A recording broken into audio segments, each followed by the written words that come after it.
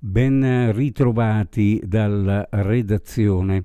Furto nell'abitazione dei coniugi Luciani a Trieste, proprio la coppia di benefattori che quest'estate aveva donato al comune di Trieste 117 dipinti di rinomati pittori giuliani, opere di grande valore storico ed economico. Si trattava di una collezione privata della famiglia Hauser, venduta all'Asta Stadione e acquistata dai Luciani. Ora le opere sono esposte al Museo Revoltella. Il colpo, di cui si è avuta piena conferma, stando a quanto si è appreso da fonti investigative, dovrebbe essere stato messo a segno nella notte tra il 28 e il 29 di settembre. Incidente tra un'auto e uno scooter questa mattina in via Carducci a Trieste, all'altezza del Civico 20, tra Piazza Goldoni e i Portici di Chiozza.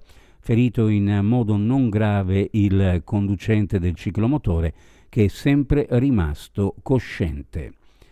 È stato sottoposto a fermo di indiziato di delitto il giovane, in realtà non italiano ma di origini rumene, che nella notte tra giovedì e venerdì scorsi ha fatto irruzione nel centro massaggi denominato Thai Massage in via Kosulic a Monfalcone, aggredendo due donne cinesi per le quali si era reso necessario il ricorso alle cure sanitarie con il trasferimento all'ospedale di San Polo. È stata pertanto applicata la misura di restrizione della libertà personale, stante i gravi indizi per i quali si sta procedendo in ordine ai reati di lesione e di danneggiamento. Una voragine si è aperta nella notte in via Cadorna a Gorizia. Poco dopo le 4 di oggi la Polizia di Stato ha richiesto l'intervento alla sala operativa del comando dei Vigili del Fuoco di Gorizia. Giunti sul posto, i Vigili del Fuoco hanno verificato che non vi fossero persone coinvolte, che non vi fossero rotture di tubature. A causa del pericolo di ulteriori cedimenti della strada nelle immediate vicinanze del buco, il tratto della via interessato dal cedimento è stato interdetto alla circolazione. Nel corso delle attività rivolte al contrasto del sommerso da lavoro, le Fiamme Gialle triestine hanno scoperto nell'ultimo periodo 60 lavoratori irregolari, di cui 44 completamente in nero, intenti a svolgere la propria attività lavorativa per conto di 20 diversi datori di lavoro.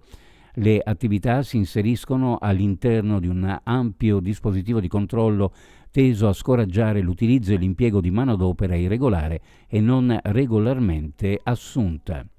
35 diffide emesse dalla Questura di Trieste nell'ultimo mese e mezzo, precisamente dal 15 di agosto al 1 di ottobre. Ancor più nel dettaglio, il Questore di Trieste ha emesso 35 misure di prevenzione a cura della Divisione Anticrimine della Questura di Trieste, a carico di persone che hanno evidenziato una pericolosità sociale tale da dover essere contenuta con dei provvedimenti di diffida, ovvero limitativi nell'accesso a esercizi pubblici e locali di intrattenimento. Uno sguardo alle previsioni meteorologiche per la giornata: cielo in prevalenza coperto sulla nostra regione, con probabili piogge sparse deboli o moderate intense nella seconda parte della giornata. In montagna nevicate anche abbondanti ad alta quota, in serata in calo fino a 1600 metri circa e fino a 1200 metri circa nel Tarvisiano. Sulla costa e sulle zone orientali al mattino bora da moderata a sostenuta, forte nel pomeriggio, specie a Trieste, dove in serata sarà anche molto forte, con raffiche probabilmente intorno a oltre i 100 km orari. Temperature massime ovunque fra 14 e 17 gradi centigradi. Previsioni a cura di ARPA e FVG Meteo, ed è tutto per il momento con l'informazione. Grazie per averci seguito, a più tardi.